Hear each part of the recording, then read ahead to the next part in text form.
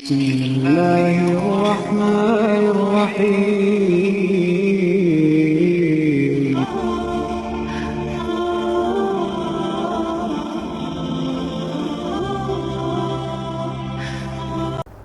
الحمد لله وحده والصلاة والسلام على من لا نبي بعده أما بعد فأعوذ بالله من الشيطان الرجيم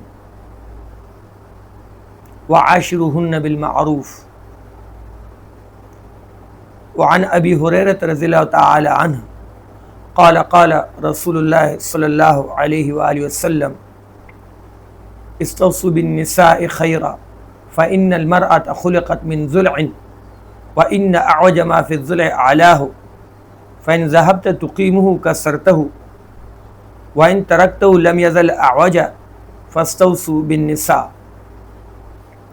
محترم سامعین کرام، اللہ رب العزت نے انسان کی زندگی کو مرد اور عورت کے جوڑ سے جوڑا. عورت کو مرد کے لیے رفیق حیات ٹھہرایا. اس کے انس، اس کی اطمینان، اس کے اطمینان قلبی، اطمینان نفس کا ذریعہ ٹھہرایا.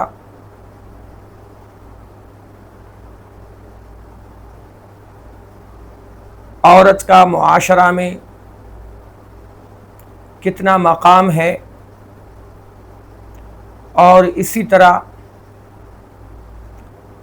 عورت کا مرد کے لیے ہونا کتنا ضروری ہے،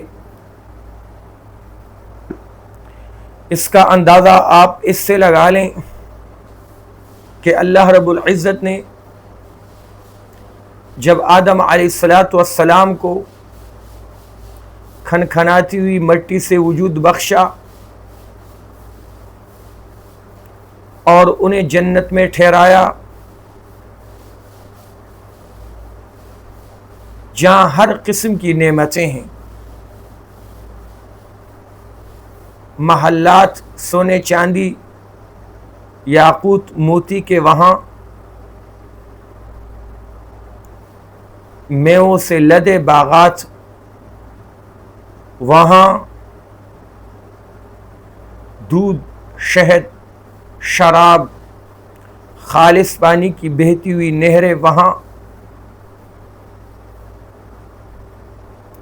خدمت کو فرشتے وہاں،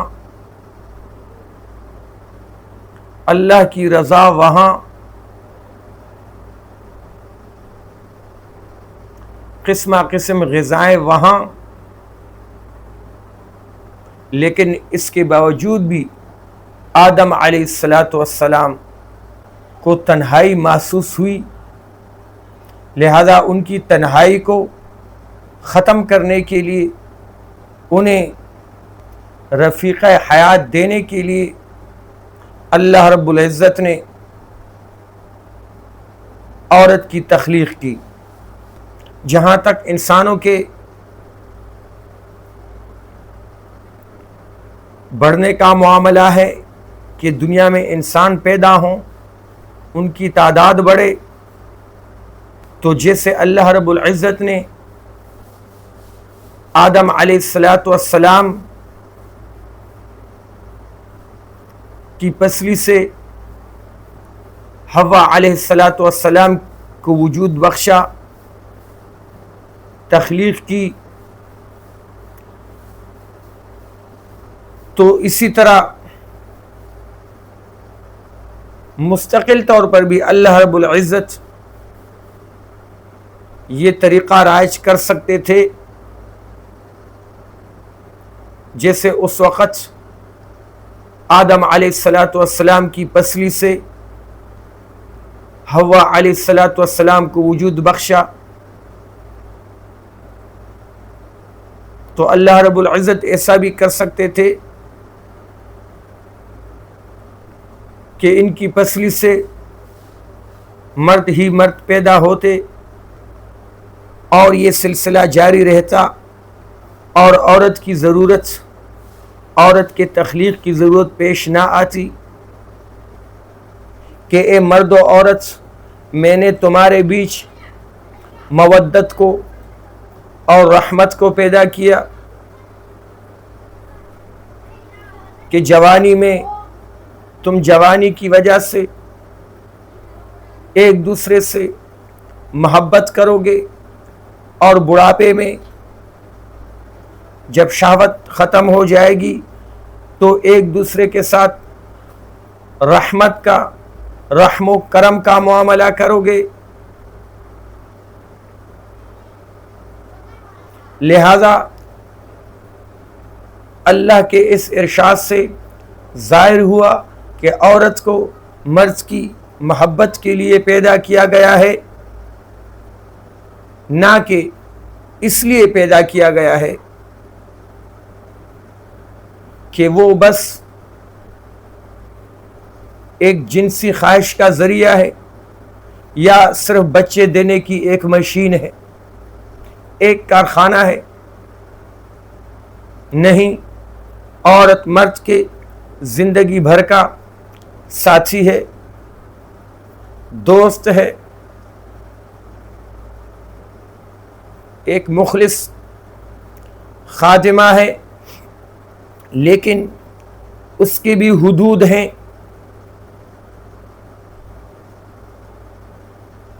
بالکل محض خادمہ سمجھنا عورت کو، یہ مرد کی بہت بڑی غلطی ہے۔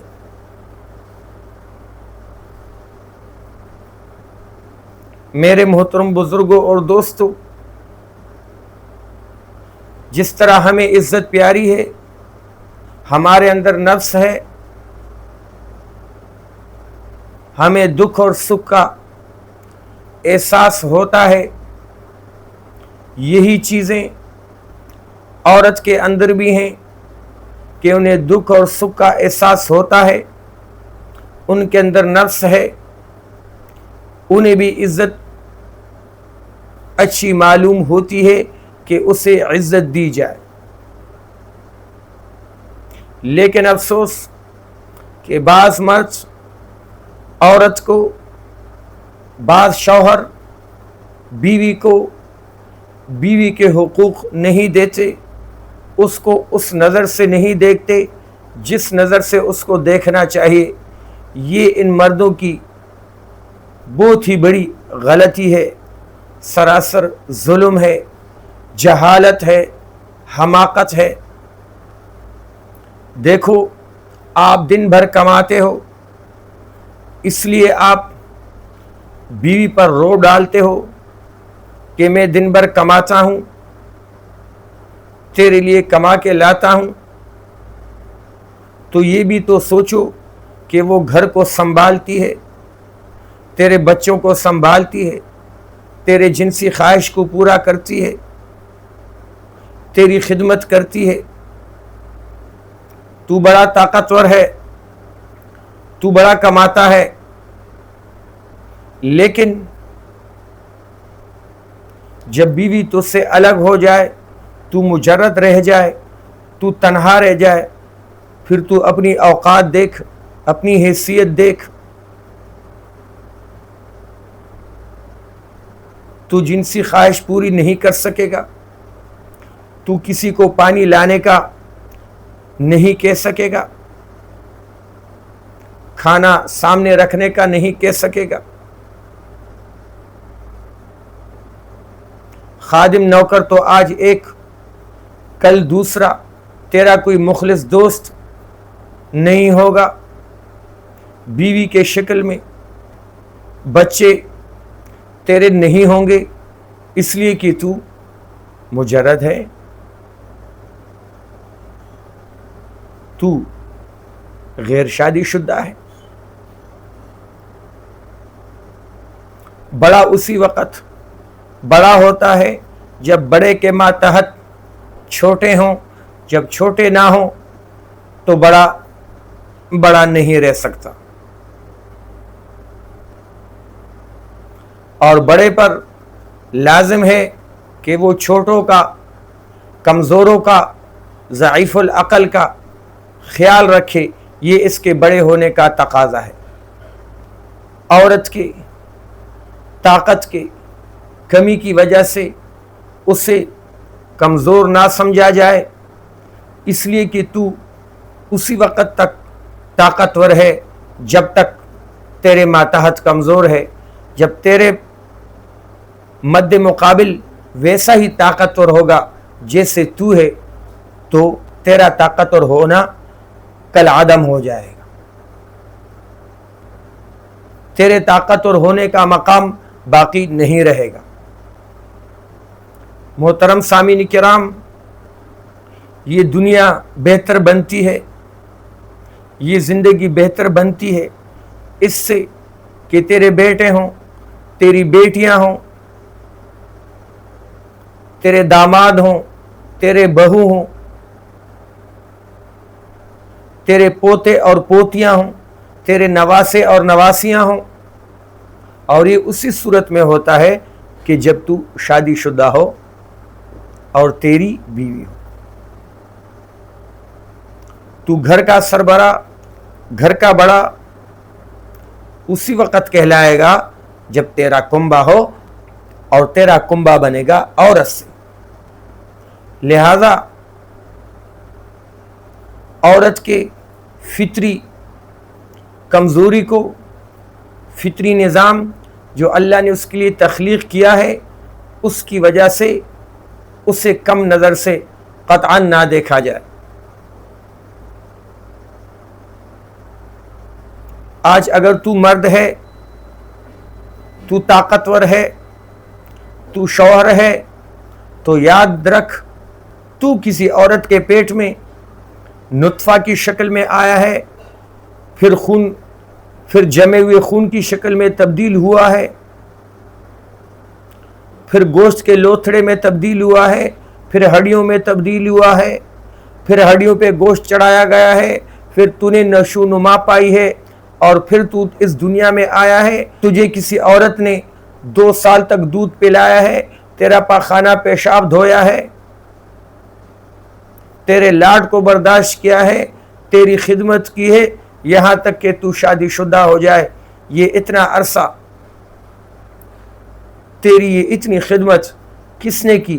ایک عورت نے کی، جو تیرے لیے ماں کا مقام رکھتی ہے۔ اسی طرح تیری بیوی بھی تیرے اولاد کے لیے ماں کا مقام رکھتی ہے۔ جیسے تیری بیٹی تجھے پیاری ہے، تیری بہن تجھے پیاری ہے، اسی طرح تیری بیوی بھی کسی کی بیٹی اور بہن ہے، اس کے بھی والدین ہیں، انہیں بھی وہ پیاری ہے۔ لہذا میرے محترم بزرگوں اور دوستو، اللہ کا کوئی کام حکمت سے خالی نہیں، اور عورت کو جس فطرت کے ساتھ اللہ رب العزت نے، جس وجود کے ساتھ، جس نظام کے ساتھ پیدا کیا، وہ سب سے بہتر صورت ہے، اور اسی میں عورت کی بھی بہتری ہے اور اسی میں مرد کی بھی بہتری ہے۔ لہذا عورت کو قطعاً تحقیر کی نظر سے نہ دیکھا جائے۔ وہ اگر اپنی فطری طبیعت کی مزاج کے بنا پر کچھ ایسے نامناسب بول لیتی ہے، یا تجھ پر لاڈ کرتی ہے، ناز کرتی ہے، تو تو مرد ہونے کے ناطے، بڑے ہونے کے ناطے اسے برداشت کر۔ یہ نبی علیہ السلام کی سنت ہے کہ تو گھر میں ہنستا اور مسکراتا ہوا داخل ہو۔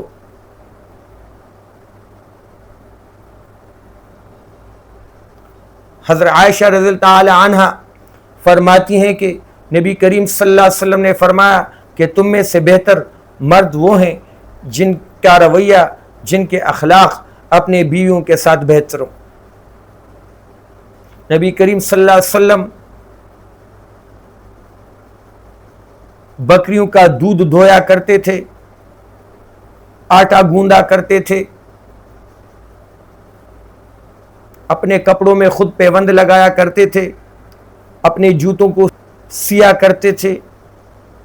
مطلب یہ کہ ازواج مطہرات رضی اللہ تعالی عنہن کے ساتھ نبی کریم صلی اللہ علیہ وسلم گھر کے کام میں ہاتھ بٹایا کرتے تھے، تو کیا ہم نبی کریم صلی اللہ علیہ وسلم سے بڑے ہیں کہ عورت کے ساتھ ہاتھ بھی نہ بٹائیں اور اس سے بڑھ کر اس کی تحقیر کریں، اس کے ساتھ بد اخلاقی سے پیش آئیں؟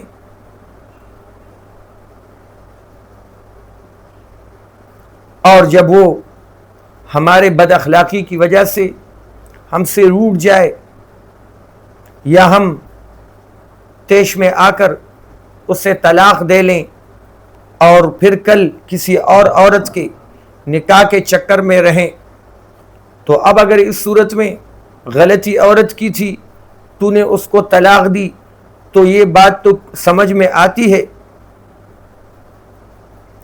اگرچہ غلطیوں کو درگزر کرنا اور اس کے ساتھ حسن سلوک کا رویہ کرنا، اسی کا ہمیں درس دیا گیا ہے۔ نبی کریم صلی اللہ علیہ وسلم کا فرمان ہے کہ اے لوگو، عورتوں کے ساتھ بہترین سلوک کرو، رحم و کرم کا معاملہ کرو، نرمی کرو، اس لیے کہ عورت پسلی سے پیدا کی گئی ہے اور پسلی کے بھی اوپر والے حصے سے۔ اب ظاہر پسلی کا اوپر والا حصہ بہت ہی ٹیڑھا ہوتا ہے۔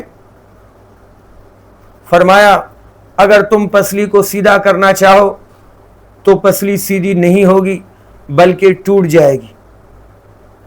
لہذا تم اگر عورت کو 100% اپنے مزاج کے مطابق چلانا چاہو تو بات جدائی تک پہنچ جائے گی، بات طلاق تک، ناراضگی تک پہنچ جائے گی۔ لہذا اس کی غلطیوں کو درگزر کرتے ہوئے اس کے ساتھ زندگی گزاری جائے اور اس سے فائدہ لیا جائے۔ ان استمتعت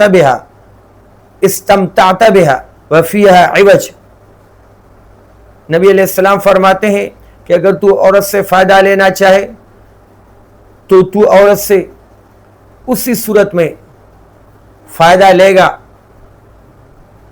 کہ اس کا ٹیڑھا پن بھی باقی ہو۔ یعنی اگر تو چاہے کہ میں اس کو بالکل سیدھا کروں، اس طرح نہیں ہوگا، اس کا ٹیڑھا پن بھی ہوگا اور تو اس سے فائدہ بھی لیتا رہے گا، اس کے ٹیڑھے پن پر تو صبر بھی کرتا رہے گا اور اس سے فائدہ بھی لیتا رہے گا۔ پسلی کا حسنی اسی میں ہے کہ وہ ٹیڑھی ہو۔ اگر پسلی جو ہے سیدھی ہو جائے تو پھر تو انسان کا سینہ مربع چوکور ہو جائے، سینے کا یہ گولائی والا حسن ہی جو ہے وہ باقی نہ رہے۔ پسلی کا حسنی اسی میں ہے کہ وہ ٹیڑھی رہے، اس طرح سیدھی نہ ہو، پھر تو آپ کا سینہ یوں بن جائے۔ لہذا قرآن سے سبق لیں، حدیث سے سبق لیں، علماء حق سے رائے لیں، اپنے آپ کو بہت ہی طاقتور اور بہت ہی بڑا نہ سمجھیں۔ اللہ سب سے بڑے ہیں، اللہ سب سے بڑے طاقتور ہیں، اللہ ہم پر اس سے زیادہ قادر ہیں جتنے زیادہ ہم اپنی بیوی پر قادر ہیں۔ بہرحال فرمایا کہ اگر تو پسلی کو سیدھا کرنا چاہے تو وہ ٹوٹ جائے گی، اور اگر تو اسے چھوڑے گا تو وہ ہمیشہ ٹیڑھی رہے گی۔ لہذا اس کے ٹیڑھے پن کی رعایت رکھتے ہوئے، اس کی ذرا تیزی کو، کمزوری کو برداشت کرتے ہوئے اس سے فائدہ لینا ہے۔ صحابہ کرام رضی اللہ تعالی عنہم اجمعین نے نبی کریم صلی اللہ علیہ وسلم سے عرض کیا کہ اللہ کے رسول، ہم جب مکہ میں تھے تو عورتوں پر غالب تھے، اور جب مدینہ میں آ گئے تو عورتیں ہم پر غالب آ گئیں۔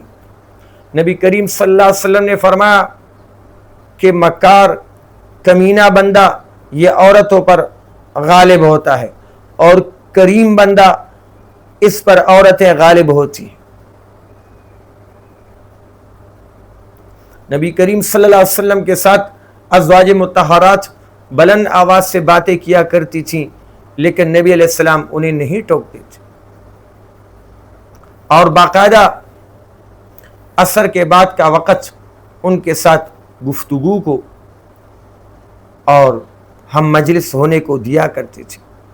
مرزا جان جانا رحمہ اللہ ایک بہت بڑے بزرگ گزرے ہیں، وہ فرماتے ہیں کہ مجھے جو اتنا بڑا مقام ملا اس کی وجہ ہی یہ ہے کہ میں نے اپنی بیوی کے ساتھ جو ہے نرمی کا برتاؤ کیا۔ اتنے بڑے مقام کے بزرگ لیکن اس کے باوجود بھی اپنی بیوی کی ترشروئی کو برداشت کرتے، ان کے حقوق کی ادائیگی کرتے، اور دوسرا نکاح نہ کیا، اور زندگی بھر انہی کے ساتھ رہے، انہیں ہی اپنا ہم سفر بنایا۔